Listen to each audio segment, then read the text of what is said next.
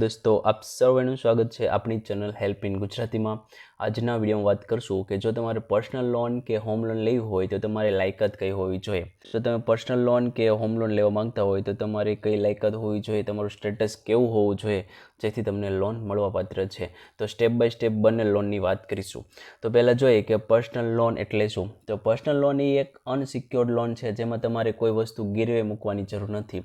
આ લોન છે તમે મેડિકલ, લગ્ન, પ્રવાસ કે અન્ય પર્સનલ તમારી પોતાની જરૂરિયાત માટે લઈ શકો છો। એમાં તમારે કોઈ વસ્તુ જેમ કે ઘર છે, કોઈ પ્રોપર્ટી છે, કોઈ ગોલ્ડ છે એ તમારે ગીરવે મૂકવાની કોઈ જરૂર નથી। તમને કોઈ પણ વસ્તુ ગીરવે મૂક્યા વિના તમને લોન મળે છે, એને પર્સનલ લોન કહેવામાં આવે છે। હવે જોઈએ કે જો તમારે પર્સનલ લોન લેવી હોય તો તમારી લાયકાત કઈ હોવી જોઈએ। તો પહેલાં છે તમારી ઉંમર। તો તમારી ઉંમર 21 વર્ષથી 58 વર્ષ હોવી જોઈએ। જો આની વચ્ચે તમારી ઉંમર આવતી હોય તો તમને પર્સનલ લોન મળવાપાત્ર છે। બેંક મુજબ આ વર્ષ છે એ બદલતા હોય છે, બધી બેંક માટે સરખું નથી, બેંક પ્રમાણે વર્ષ બદલતા હોય છે। ત્યારબાદ છે નોકરી। સરકારી કે પ્રાઇવેટ નોકરી કે વ્યવસાય હોવો જરૂરી છે। જો તમારે પર્સનલ લોન લેવી હોય તો તમે કોઈ સરકારી કે પ્રાઇવેટ નોકરી કરતા હોવો જોઈએ અથવા તો તમારો કોઈ બિઝનેસ હોવો જોઈએ। ત્યારબાદ છે આવક। તો માસિક ઓછામાં ઓછો પગાર તમારો 15,000થી 25,000 સુધી હોવો જોઈએ। તો ઓછામાં ઓછો તમારો 15,000 પગાર તો હોવો જ જોઈએ।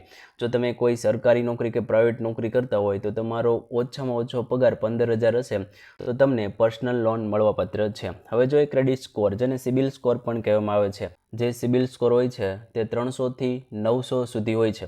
તેમાં તમારો જો સિબિલ સ્કોર 700થી વધારે હશે તો તમને આરામથી પર્સનલ લોન મળી જશે।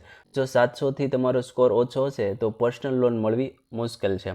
ત્યારબાદ નોકરીનો અનુભવ। જો તમે કોઈ સરકારી કે પ્રાઇવેટ નોકરી કરો છો તો 6 મહિનાથી 1 વર્ષ સુધી તમારો અનુભવ હોવો જોઈએ। ત્યારબાદ જોઈએ અન્ય લોન। જો તમારે કોઈ બીજી ઓલરેડી લોન ચાલુ હોય અને પર્સનલ લોન લેવા માંગતા હોય તો જે ચાલુ લોન છે એ ઓછી બાકી હોવી જોઈએ, મોસ્ટ ઓફ ભરાઈ ગયેલી હોવી જોઈએ તો તમને પર્સનલ લોન મળશે। જો આટલી તમારી જોડે લાયકાત હશે તો તમને આરામથી પર્સનલ લોન મળી જશે। એ તમારા સિબિલ સ્કોર અને તમારી ઇન્કમ ઉપર આધાર રાખે છે કે કેટલી પર્સનલ લોન મળે, એ બેંક પ્રમાણે અલગ અલગ હોય છે। હવે જોઈએ કે હોમ લોન। તો હોમ લોન શું છે? એક સિક્યોર્ડ લોન છે, એ તમારા ઘરની વિરુદ્ધમાં તમને આપવામાં આવે છે। તો તમે લોન ભરવામાં તમારે કોઈ તકલીફ આવે કે તમે લોન ન ભરો તો તમારા ઘર ઉપર કબજો પણ થઈ શકે છે। તો એની વર્ષ છે 10 વર્ષથી 30 વર્ષ સુધી આપવામાં આવે છે। તો જે લોન તમે લો છો 10થી 30 વર્ષ સુધીનો તમને સમયગાળો આપવામાં આવે છે ભરપાઈ કરવા માટે। હવે જોઈએ કે તમારી જોડે કઈ લાયકાત હોવી જોઈએ હોમ લોન લેવા માટે। તો તમારી ઉંમર 21 વર્ષથી 65 વર્ષ હોવી જોઈએ। એમાં પણ બેંક પ્રમાણે અલગ અલગ વર્ષ હોય છે, તો બેંક પ્રમાણે તમારે જોઈ લેવું। તો એમાં ઉંમર તમારે 21 વર્ષથી 65 વર્ષ હોવી જોઈએ। ત્યારબાદ નોકરી કે વ્યવસાય। નોકરી કે વ્યવસાય કરતા બંને લોકો માટે, જો તમારી જોડે નોકરી હોય અથવા તો કોઈ સારો બિઝનેસ કરતા હોય તો તમને આરામથી હોમ લોન મળી જશે। ત્યારબાદ જોઈએ આવક। ઘરની કિંમત પ્રમાણે લોન માટે પૂરતી આવક હોવી જોઈએ। જે તમે ઘર માટે લોન લો છો એ ઘરની કિંમત કેટલી છે, જે ઘરની કિંમત છે એ પ્રમાણે બીજી સાઈડમાં તમારે આવક પણ હોવી જોઈએ। એ દર્શાવવા માટે તમારે પ્રૂફ પણ આપવાના રહેશે કે મંથલી આટલી ઇન્કમ છે, તો એવી રીતે તમારે પૂરતી આવક હોવી જોઈએ। ત્યારબાદ ક્રેડિટ સ્કોર, સિબિલ સ્કોર, એ તમારો 700થી વધારે હોવો જોઈએ। 700થી વધારે હશે તો તમને આરામથી મળી જશે। પછી છે ડાઉન પેમેન્ટ। સામાન્ય રીતે ઘરની કિંમતનો 10%થી 25% ભરવો પડે છે। જે પણ તમારી ઘરની કિંમત છે એ ઘરની કિંમતના 10%થી 25% વચ્ચે તમારે ડાઉન પેમેન્ટ ભરવાનું હોય છે। ત્યારબાદ મિલકત।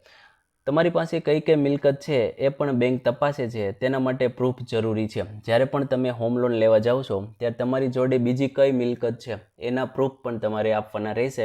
જે ડોક્યુમેન્ટ છે એ પણ તમારે આપવાના રહેશે। એ બેંક સારી રીતે ચકાસશે અને પછી તમને હોમ લોન આપશે।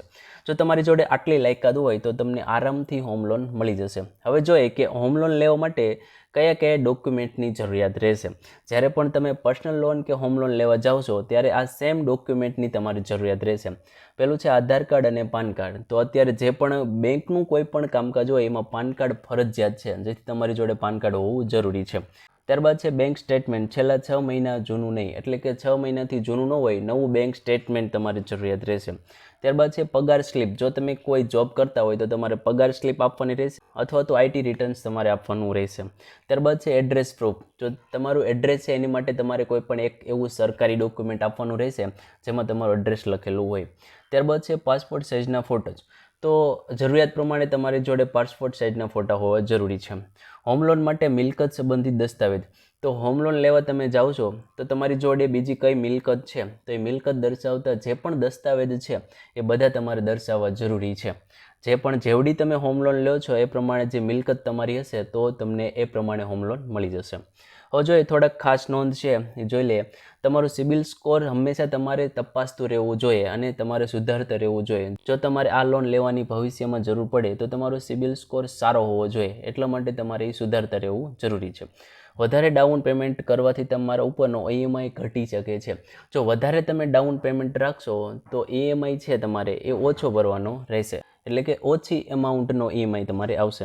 ત્યારબાદ જે પણ તમે લોન લીધી છે એ તમે જો લાંબા સમય માટે લીધેલી હોય, વધારે સમય માટે લીધેલી હોય તો તમારી EMI ઓછી હશે પરંતુ વધારે તમારે વ્યાજ ભરવું પડશે.